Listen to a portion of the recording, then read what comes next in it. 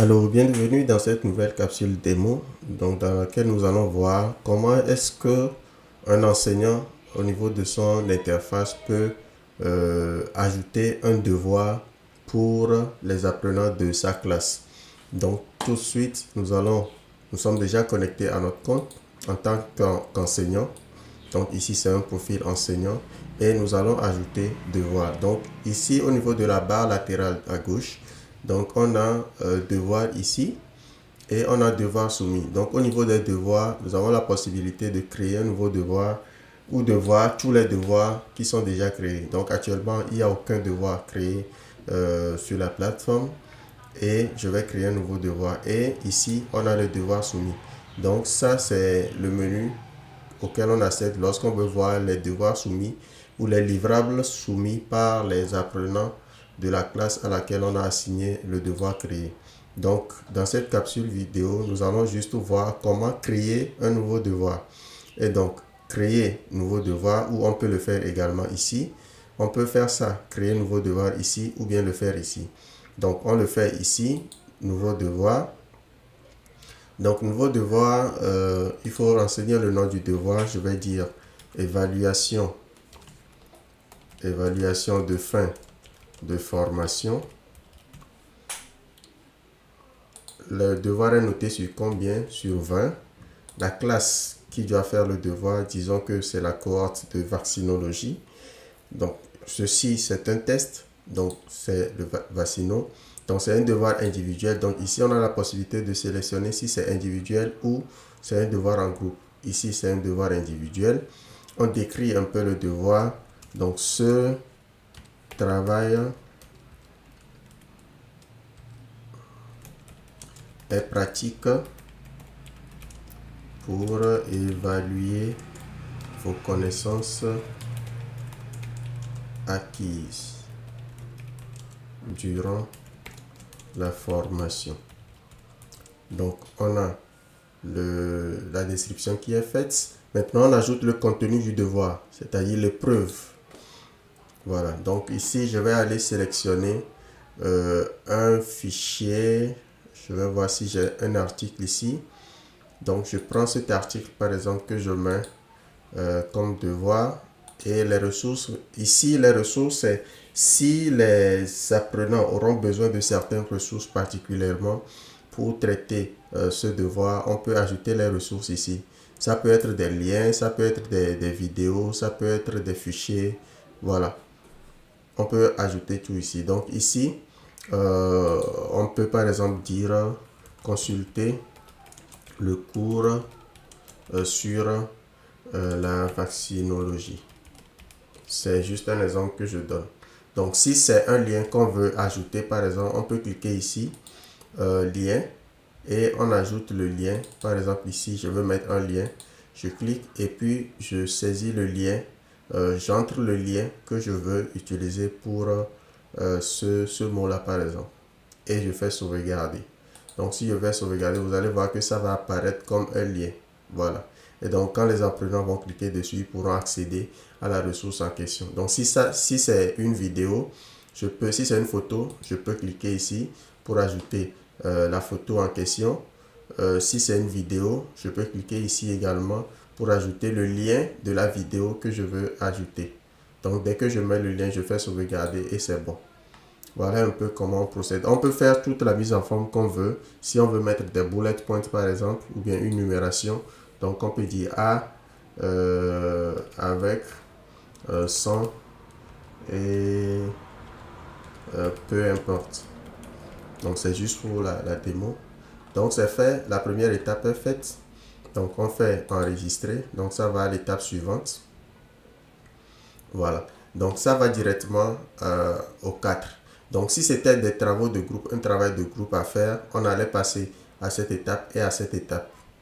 Voilà. Étant donné que c'est un travail individuel qu'on demande de la part des apprenants, je vais directement à la dernière étape. Donc, ici, on me demande est-ce que le devoir est lié à un cours spécifique. Donc, si c'est lié à un cours spécifique, par exemple, dans le programme de vaccinologie, nous avons vu hépatite B, hépatite C, etc.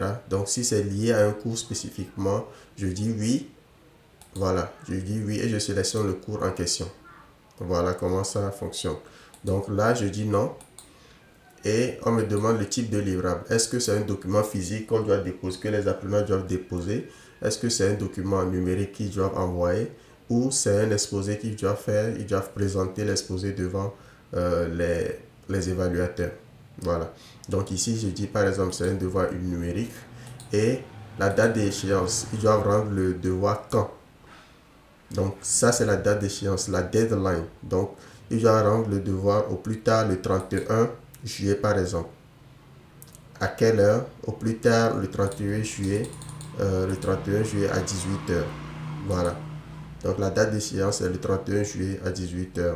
La date de disponibilité, quand est-ce que le devoir doit être disponible pour les apprenants? Donc si je veux que le devoir soit disponible immédiatement après la création sur la plateforme, je laisse libre. Si je veux que le devoir soit disponible à une date donnée, je change, je modifie, je renseigne la date là. Donc je peux dire par exemple, le devoir doit être disponible le 25 par exemple. Donc si c'est le 25 que la formation se termine et que je veux que les apprenants aient le devoir à la date du 25, donc au niveau de la date de disponibilité, je mets le 25 juillet. Et donc c'est à cette date-là uniquement que les apprenants auront accès au devoir. Donc ici, je ne vais rien mettre comme date. Donc le devoir va être directement accessible aux apprenants. Donc je fais enregistrer.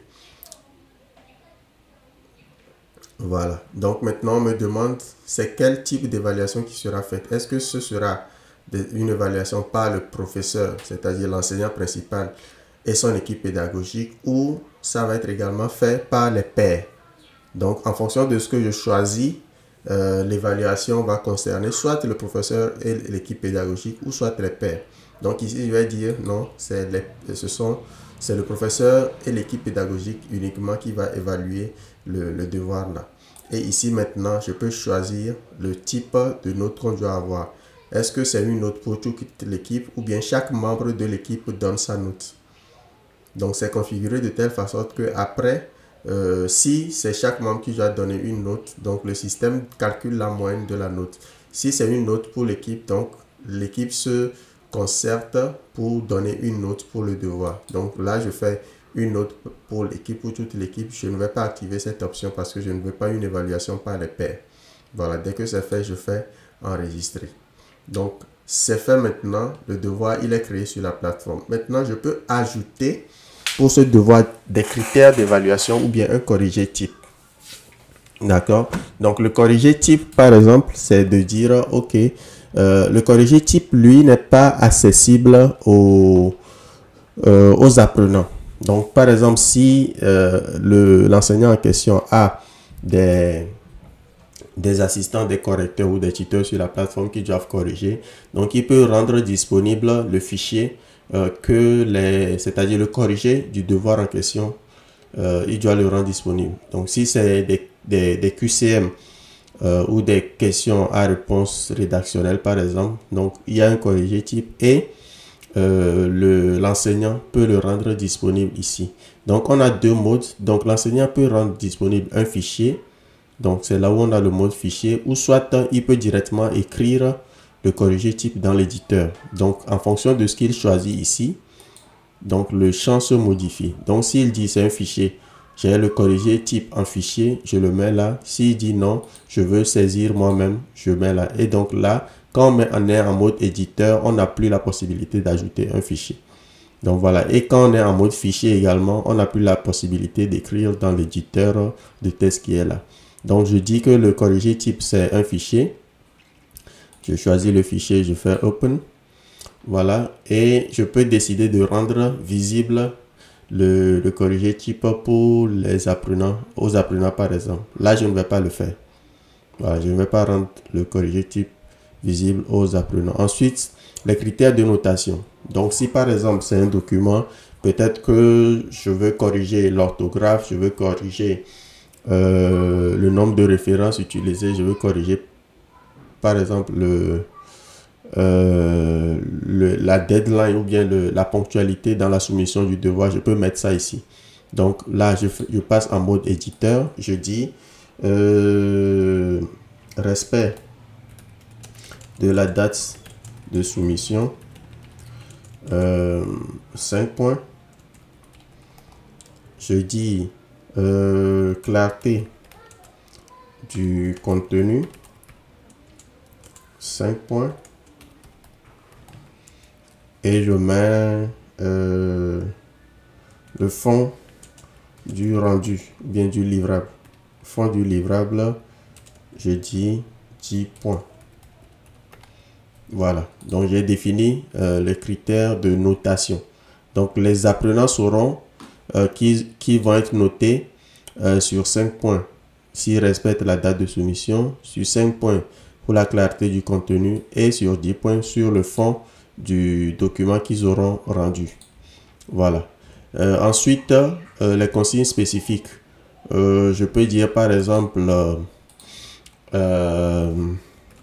utiliser la police Arial taille 12.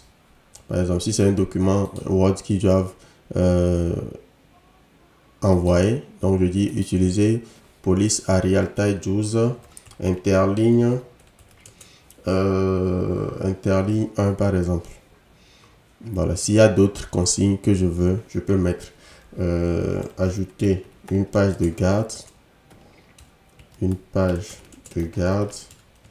ajouter une table de matière interactive, ajouter la liste des abréviations. Voilà, donc ça c'est les consignes que je veux rendre également disponibles pour les apprenants. Voilà, et maintenant s'il y a un exemple type de rendu ou bien un modèle que je peux rendre, par exemple si c'est un masque de diapositive par exemple que je veux rendre disponible, je peux l'ajouter ici. Donc le masque de diapositive permet à chaque apprenant de respecter un certain canevas. Donc je peux soumettre un fichier ou pas. Et ensuite pénalité ou bonus. Donc ici je vais être en mode éditeur. Je vais dire devoir soumis après la date 2 points égal à, je vais faire égal à moins 5. Voilà. Bonus si devoir soumis 7 jours avant la deadline. Et je mets, si c'est soumis 7 jours, je fais plus 5 ou bien plus 8 points. Moins 5 points. Voilà. Donc, et je le rends visible également aux apprenants. Donc, j'ai fini de définir les... Donc, pour le modèle, donc je vais rendre un modèle disponible en mode fichier. Je vais prendre ce document par exemple et voilà, je l'ajoute. Donc, pour les critères, c'est bon. Pour les critères de notation également, c'est bon. Pour le corriger type, ça c'est plus pour ceux qui vont corriger les devoirs. Donc, ça, ce n'est pas disponible, rendu visible aux apprenants. Donc, c'est fait. Tout est paramétré. Je fais enregistrer. Donc, tout est ajouté. Les données ont été enregistrées avec succès. Donc, quand je reviens pour voir mes devoirs, donc dans la liste maintenant, je vois évaluation de fin de formation. Donc, je peux cliquer sur tout. Donc, sur tout, j'ai la liste des devoirs qui se font voir ici. Donc, c'est un devoir individuel noté sur 20. Le livrable, c'est numérique. Et la deadline pour la soumission, c'est le 31 juillet 2025. Le devoir, il est déjà disponible. Donc, je peux cliquer ici pour revoir le contenu du devoir en question. Donc, tous les détails concernant le devoir sont là. Donc, le sujet lui-même, il est là. Le sujet que les apprenants vont traiter, il est là. Maintenant, le corrigé type, il est là. Les critères de notation, c'est là. Les consignes spécifiques, ils sont également là. S'il y a un modèle que j'ai soumis, que j'ai rendu disponible aux apprenants, il est là. et des pénalités. Les pénalités bonus sont également là. Donc voilà comment l'apprenant, l'enseignant procède pour créer un devoir sur la plateforme. Voilà, donc c'est le processus. Donc on a les devoirs. Donc devoir soumis, actuellement on n'a aucun devoir soumis. Donc cette table elle est vide. Donc on a juste créé le devoir, et donc le devoir créé, il est là. Quand on clique dessus, on a tous les détails par rapport au devoir. Donc voilà tout pour cette vidéo qui concernait comment créer un devoir sur la plateforme pour les apprenants. Donc on peut également créer nos devoirs là. Ça ne va pas être un devoir individuel, mais un devoir en groupe. Donc je vais faire un autre exemple. Donc évaluation de groupe.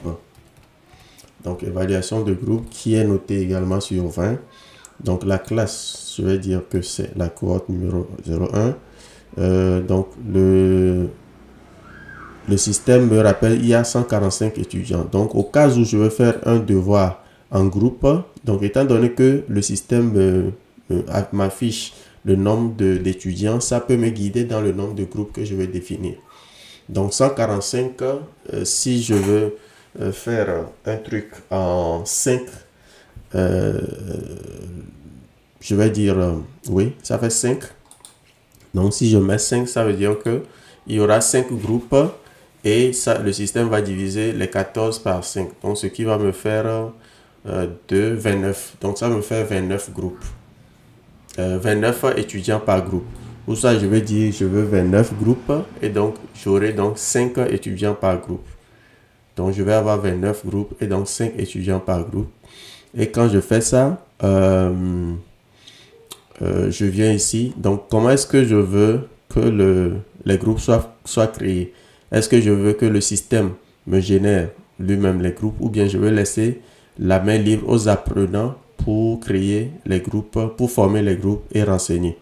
Donc là, je dis système, crée-moi le devoir. La description, je mets devoir de groupe. Devoir de groupe. Le contenu, je charge le devoir. Et maintenant, les ressources.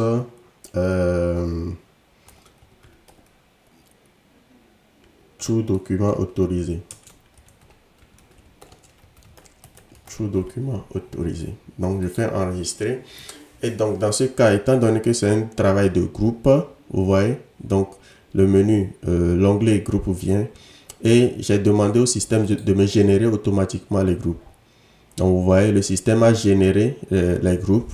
Donc, on a la liste des groupes qui se fait voir là en bas. Voilà. Donc, pour chaque groupe, on a les membres. Donc, on a le premier groupe, on a les membres. Donc, 5 membres dans chaque groupe. Deuxième groupe, troisième groupe, ainsi de suite. Donc, on aura tous les groupes qui ont été définis là. Et dès que c'est fait, je clique sur enregistrer. Donc, enregistrer. La prochaine étape maintenant, c'est quel type de sujet? Est-ce que c'est un sujet unique pour tous les groupes, ou bien chaque groupe avec son sujet? Donc, si je fais unique, c'est bon. Il n'y a rien à renseigner. Si je dis chaque groupe avec son sujet, maintenant il va me lister les groupes, les 29 groupes. Vous voyez, les 29 groupes sont listés, et je dois maintenant renseigner le sujet pour chaque groupe. Voilà. Donc tout est fait de façon aléatoire. Le système a généré de façon aléatoire les membres de groupe. Et maintenant, moi, je définis le sujet pour chaque groupe. Voilà un peu comment ça se gère. Donc, je dis c'est un sujet unique, je fais suivant. Et maintenant, c'est bon. Donc, est-ce que c'est la même chose qu'on a vu la dernière fois? Donc, c'est un devoir qui n'est pas pour un cours spécifique. Le type de livrable, c'est un exposé. Et ils doivent rendre une version numérique et une version physique. Donc, la date d'échéance, c'est encore le 31. Et la date de disponibilité, maintenant, je vais faire comme ceci. Je dis c'est le 19. C'est-à-dire aujourd'hui, mais ça doit être disponible actuellement, il est quelle heure? Il est midi 31, donc je lui dis que ça doit être disponible à midi 45. Voilà, à midi 45, ça doit être disponible. Voilà, c'est créé. Donc, je fais enregistrer. Donc les mêmes choses, est-ce que c'est le prof? Oui, c'est le prof et son équipe, une note pour toute l'équipe et je fais enregistrer. Voilà, et donc maintenant dès que c'est créé, je peux après ajouter les critères d'évaluation pour ce travail là également. Donc en venant cliquer ici, donc c'est quand on clique ici qu'on renseigne les critères d'évaluation pour le devoir en question, le devoir qui vient d'être créé. Voilà, donc si je ne veux rien ajouter, c'est bon. Donc devoir, tous les devoirs, je viens cliquer sur tous les devoirs sont là. Donc pour ajouter des critères de notation, pour ce premier devoir, j'ai déjà ajouté les critères. Et pour ce deuxième devoir, si je veux ajouter les critères, je clique sur ce bouton là. Voilà, corriger type. Donc c'est quand je clique dessus que je renseigne s'il y a un corriger type, s'il y a des consignes spécifiques, s'il y a un canevas à respecter, s'il y a des pénalités ou bonus. C'est ici que je clique pour voir cela. Donc ce bouton lui permet de voir le type d'évaluation qui est défini pour le devoir en question. Donc voilà un peu comment on procède pour créer les devoirs sur la plateforme. Donc il y a les devoirs qui sont directement disponibles et donc les apprenants peuvent le consulter. Donc voilà, c'est tout pour cette vidéo. Ou soit ce que je peux faire également, c'est de montrer le devoir dans l'interface d'un des apprenants. Donc cet apprenant par exemple, il est dans la classe vaccinologie. Donc je vais me déconnecter et me reconnecter à mon compte apprenant pour voir le devoir qui a été rendu disponible par l'enseignant. Donc ça c'est le compte d'un apprenant. Je me connecte, compte personnel, et donc ici devoir, tous les devoirs. Donc vous voyez, il y a deux devoirs qui ont été mis à notre disposition. Donc le premier devoir, c'est ce qu'on a créé, et le deuxième devoir, c'est un travail de groupe également.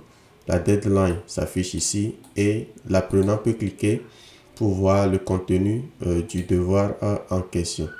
Voilà, il a le contenu qui est en train de s'afficher. Voilà, donc il peut fermer ici et il a les critères de notation. Donc ce qui est rendu visible, donc vous voyez que ici l'étudiant n'a pas le corrigé type qui est visible pour lui. C'est uniquement le professeur, l'enseignant et son équipe pédagogique qui peut voir le corrigé type. Donc consigne spécifique, voilà. S'il y a un modèle, voilà. S'il y a des pénalités bonus, donc l'apprenant voit tous les détails concernant le devoir. Voilà. Donc tous les devoirs, le deuxième devoir également, il peut le consulter. Une petite erreur à corriger. Donc voilà un peu comment. Ça c'est parce que la date de disponibilité n'est pas encore arrivée. C'est pour ça que ce devoir ne se faisait pas voir. Et voilà comment est-ce que comment l'apprenant procède pour accéder à son cours. Donc s'il veut, ça fera l'objet d'une... Je voulais montrer comment soumettre un devoir, mais ça fera l'objet d'une nouvelle capsule vidéo. Donc c'est tout pour cette vidéo dans laquelle nous avons vu comment l'enseignant crée un devoir sur la plateforme Classroom. Merci et à très bientôt pour une nouvelle capsule de découverte de la plateforme Classroom.